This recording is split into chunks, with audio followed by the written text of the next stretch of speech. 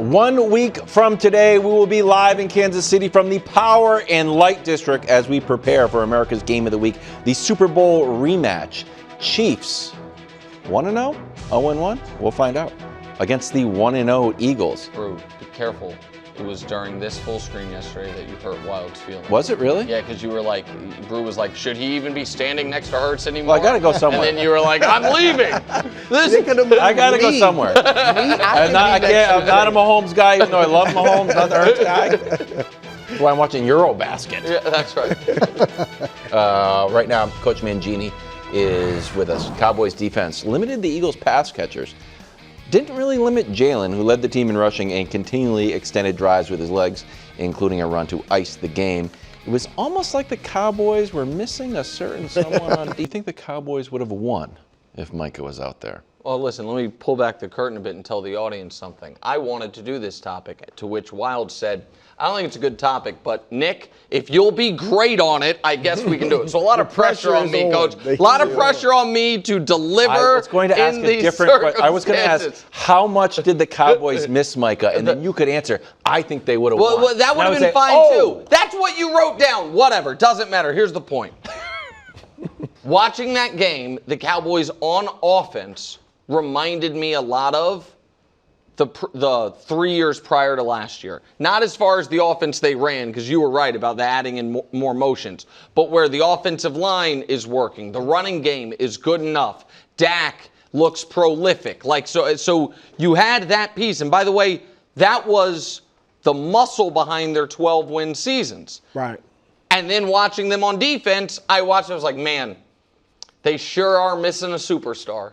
And I understand that, and Coach, you can shake your head, but the reality is this. While maybe we can all of a sudden talk about Micah Parsons' deficiencies against running backs running the ball, you know where he's good? Quarterbacks running the ball. And Jalen Hurts would not have had that level of success with Micah Parsons out there instead of Dante Fowler, who was just running past Jalen Hurts every single time. Micah Parsons played 67 games with the Cowboys.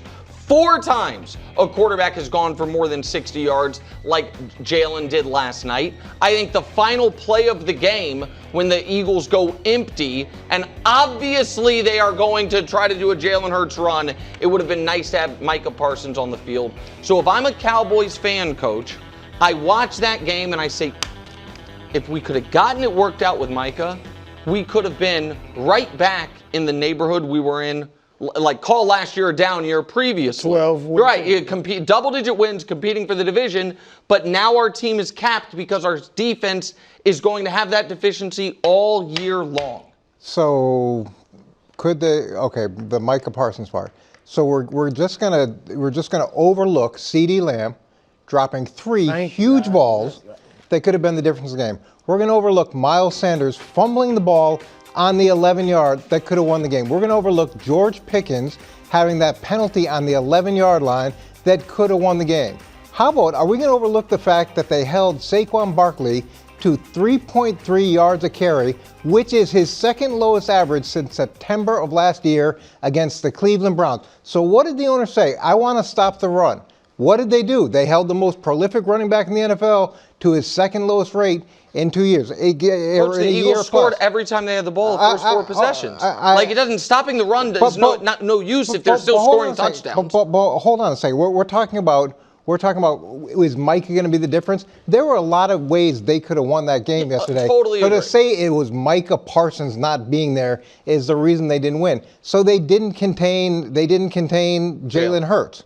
That was a problem. But I thought defensively, there was a lot of really positive things that the Dallas Cowboys did yesterday. And there were a lot of teams in the NFL that tried to stop Saquon Barkley all of last year that couldn't even come close to what the Dallas Cowboys did last night. So if we want to talk about, okay, it's all about Micah, I don't think that's fair to how the Cowboys played and what the reasons were why they lost yesterday. Yeah, look, obviously I was against the Micah trade. I would have wanted him back as a Cowboy. But when I watched that game, and even if you're just talking about the defense, my first thought isn't, man, if they had Micah. Now, I do agree with you. I don't think Jalen is running wild like that if Micah's there. Because Micah has speed. And like, because that's they the thing, weren't too. designed quarterback runs. Yeah. They were scrambles. They Micah, were the, so Micah Parsons had 2 sacks last year against the Eagles in 2 games, and they got blown out in both games. No, I know. And Congratulations. Kenny Pickett was the quarterback for one. But what I'm saying, I'm kind of with you, Coach. Like, my first thought isn't, man, if they had Micah, they'd be, because the defense was impressive. You're right. They marched down the field. Their offense did the same thing to the Eagles defense. But in the second half, they locked them down pretty well. They did well against Saquon in the run while also guarding the receivers well and not letting them get going. So it might be a very different defense. But that's kind of, I guess, Brew, I'm agreeing with you guys. They had that. They could have won if CD caught the ball. You know what I mean? If Miles Sanders just doesn't get run down by a linebacker or doesn't fumble. But the defense also looked better than expected. So imagine what it would have looked like with Micah Parsons. Like, that's the point I'm making is, I think maybe myself and Jerry Jones undersold what this Cowboys team could have been. And so if what they did last night on both sides of the ball is sustainable, what I'm saying is if they also had a guy who a lot of people think is the reason the Packers went from good team to Super Bowl contender. Which we'll see. Yeah, no, of course, which we will see. Like, that's the part to me, that part of the justification for trading Micah was, in my mind, we're not that. With him, we're not going to be that good anyway, so we need to kind of reset, not pay all this money.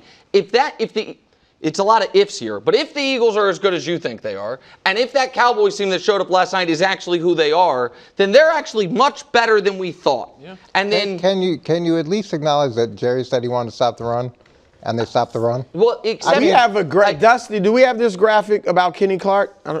Yeah. So, it's a tweet. Kenny Clark had 5 tackles, 4 versus the run. When he was on the field, 2.8 rush yards allowed when he was playing. When he was off, 6.6 rush yards allowed. So Kenny Clark did make an impact. I agree. And Kenny Clark's a good player. He's good enough that if you include 2 first-round picks along with him, you get a player as good as Micah Parsons. That's Micah Parsons against the Lions on Sunday. Super glass, half full. A.J. Brown. One of the most important catches of the game in the final drive to help seal the win. Glass half empty? What in the world? Goose eggs. Well, I mean, he just said it. They stayed to my side a lot of times and double team. So, yeah, great. It's nothing you've never seen, you haven't seen, but you don't throw the ball to double coverage. That's nothing that Jalen Hurts hasn't seen either. You throw the ball to single coverage. You think he's never been covered like that before, Coach? I'm not saying he hasn't been, but I'm just saying if this game, that was the game plan, then you go to the places where the receivers are open or where the coverage dictates it. And here's the thing I give the Eagles a lot of credit for. They were willing to stick with the program that got them to the Super Bowl last year and won the Super Bowl with them, and weren't giving in to the pressure to accommodate one player. Now, he's going to have his book out at some point on the sideline. He's going to be frustrated. I get all that. But at the end of the day, it is better to win boring than to lose exciting. Yeah, look, as a former receiver, I get where AJ, he's an awesome receiver. Nice. He wants the ball. He wants to put up numbers. I get all that. But, Coach, I would have liked him. I understand him feeling that way because he looks terrible in that interview for having just won a game. Doesn't look great. I would have liked to have seen him just come out and be like, man, we won the game. Like, this was a big game for us to win. Like, really, even if he doesn't feel that way inside, which we all understand. Now, did you watch the whole interview? Just want to make sure. No, I didn't watch the whole interview. So I don't know. Maybe it was cheery-eyed and all that. Mood may have crashed on other parts of it. But it would have been, because this could become something. This could become something if he's going to mold. Hold on, just like it was last year. Hold on. And then look, they won the Super Bowl, so they made up for it. Guys, you can't. One target's not okay. Like, Coach, listen, I know this will shock the audience. Of course. Unlike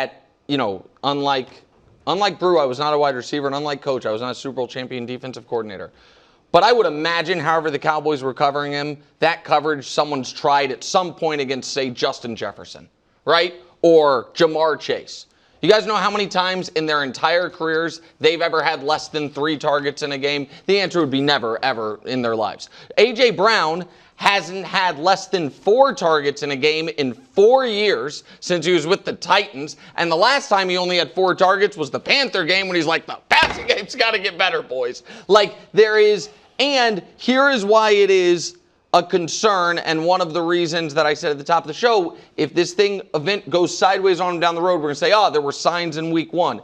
A.J. Brown has told us in very honest, vulnerable fashion what satiates his soul, and it ain't winning. From his Instagram, hold on, read this. It's February 12th. I tried to feel everyone made it seem to be a champion, and unfortunately it was short-lived. 2 days to be exact, LOL. I've never been a champion at the highest level before, but I thought my hard work would be justified by winning it all. It wasn't.